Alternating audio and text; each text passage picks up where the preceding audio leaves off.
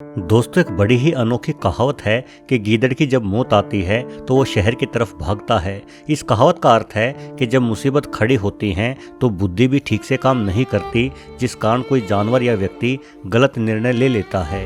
वैसे ये तो एक कहावत है, किंतु असल में प्रत्येक दिन अनेकों जानवर जंगलों के पास बसे गांव या शहरों में घुस जाते हैं। कई बार ये जंगली जानवर इंसानों या उनके पालतू जानवरों पर हमला भी कर बैठते हैं। केवल खतरनाक जानवरों की ही बात की जाए तो तेंदुओं को अक्सर घनी आबादी वाले शहरों में भी देखा गया है।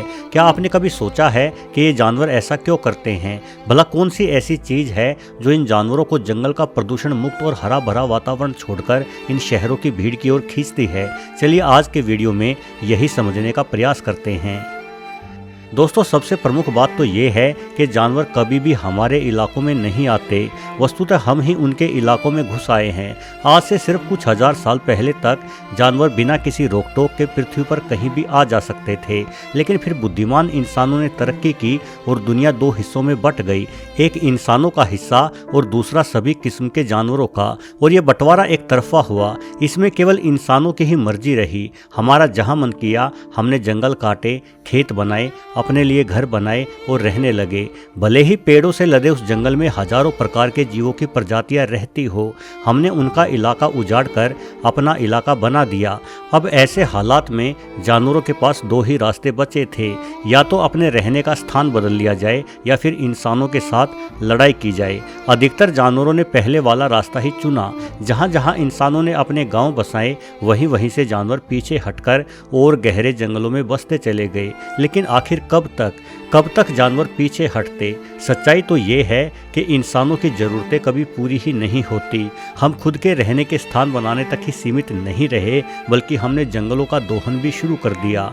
इंसान धरती का इकलौता ऐसा जानवर है जो खाना पका कर खाता है। उसके लिए लकड़ियों की ज़रूरत पड़ी तो हमने जंगल काटे। इंसान धरती का इकलौता ऐसा जानवर है जिसे सोने के लिए बिस्तर चाहिए होता है। चारपाई बनाने के लिए लकड़ी की ज़रूरत पड़ी तो हमने फिर से जंगल काटे।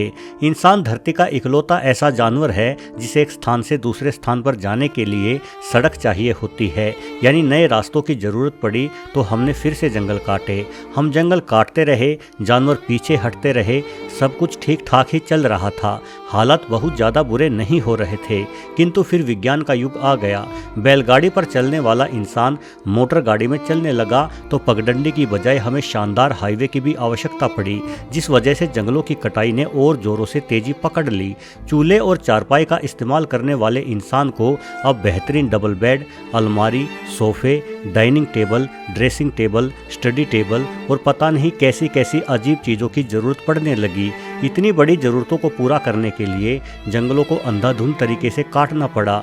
सबसे खास बात ये रही कि कुल्हाड़ी से जंगल काटने वाले इंसान को विज्ञान ने बेहतरीन कटाई मशीन भी दे दी। बस फिर क्या था, अब तो जानवरों के साथ साथ खुद माँ प्रकृति की ही शामत आ गई। हमने ना बड़े पेड़ों को देखा और ना ही छोटों को, जो सामने आया उसे ही नष्ट कर दिया। और जानवरों का हाल तो कुछ ऐसा हो गया कि जानवर आगे आगे और इंसान पीछे पीछे।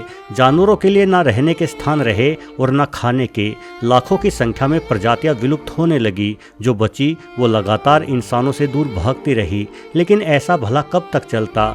कभी न कभी तो इंसान और जानवरों की बची हुई प्रजातियों का टकराव होना ही था। ये शहरों में घूमते तेंदुए उसी टकरावट का ही नतीजा है। ये हमारे इलाके में नहीं आते, बल्कि हम ही इनके इलाके में घुसे बैठे हैं। दोस्तों, इंसान भी एक जानवर ही है, बाकी सभी जानवरों की तरह। और जिस तरह से हम में बुद्धिमानी है, उसी तरह से हर एक जानवर की अलग अलग खूबियां हैं। इस शानदार अद्भुत जीव को देखिए। ये बाघ अपने एक ही वार से इंसानों को धूल चटा सकता है, और हाथियों का ये मस्त मौला झुंड एक पूरे के पूरे गांव को मिनटों में बर्बाद कर सकता है। जब ये ऐसा करते हैं तो हम इन्हें हमलावर समझते हैं, लेकिन अगर थोड़ी गंभीरता से सोचेंगे तो आपको पता चल जाएगा कि असली हमलावर कौन है।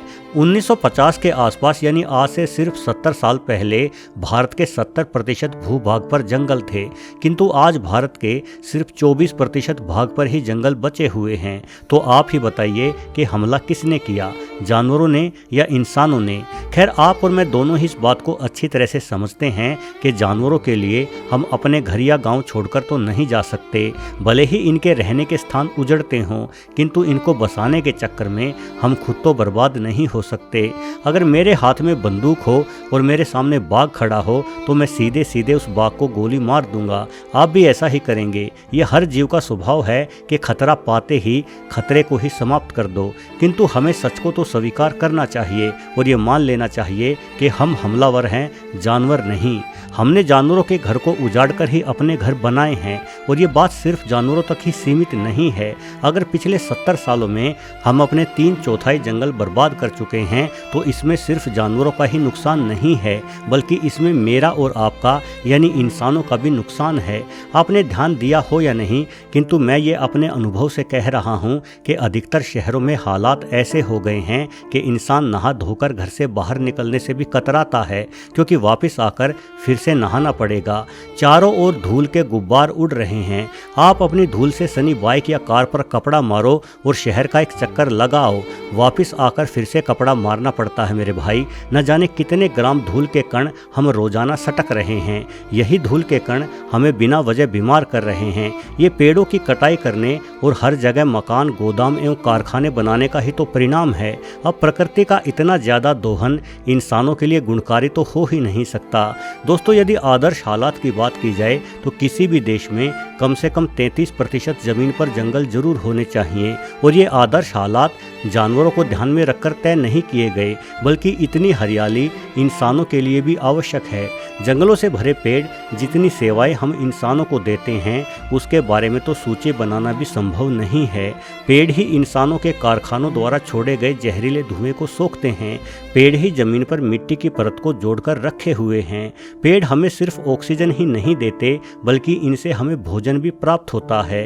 इंसानों सहित हजारों प्रकार के जीवों की प्रजातियां पेड़ों से प्राप्त हुए फल और फूलों का इस्तेमाल भोजन के रूप में करती है।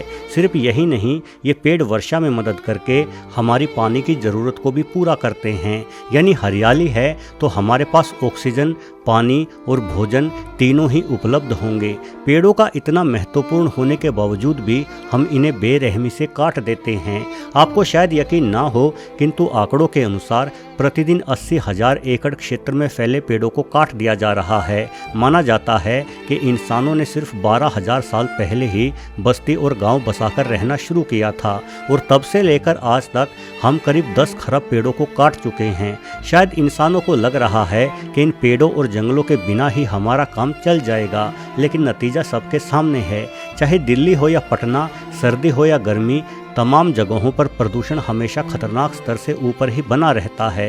वैसे वर्तमान में कई देशों की सरकारों द्वारा अभूतपूर्व प्रयास भी किए जा रहे हैं। उदाहरण के लिए यदि हम चीन की बात करें तो यहाँ रेगिस्तानी और सूखे इलाकों में रहने वाले 11 से 60 वर्ष की उम्र के हर इंसान को सालाना 3 से 5 पौधे लगाए जाने का बाकायदा कानून बनाया गया है। चीन ने तो विशाल गोबी मरुस्थल को ही हरे भरे जंगल में बदल दिया है। यहाँ 1 अरब से भी ज़्यादा नए पेड़ों को लगाया जा चुका है। और केवल पेड़ ही नहीं, बल्कि चीन मानव निर्मित इस विशाल जंगल को ऐसे दुर्लभ जानवरों के रहने के घर के रूप में तैयार कर रहा है जो जानवर मानव कारगुजारियों के कारण विलुप्त होने के कगार पर खड़े हैं। सिर्फ चीन में ही नहीं, बल्कि ऑस्ट्रेलिया, अफ्रीकी महाद्वीप के कई देशों और भारत में भी इसी तरह के प्रयास चल रहे हैं। ये कोशिशें बेहद ही सकारात्मक है। आखिरकार जानवरों के रहने के स्थानों को निचोड़ता आया इंसान अब इन बेसहारों का सहारा बनने का भी प्रयास करने लगा है। वीडियो देखने के लिए आपका बहुत बहुत धन्यवाद।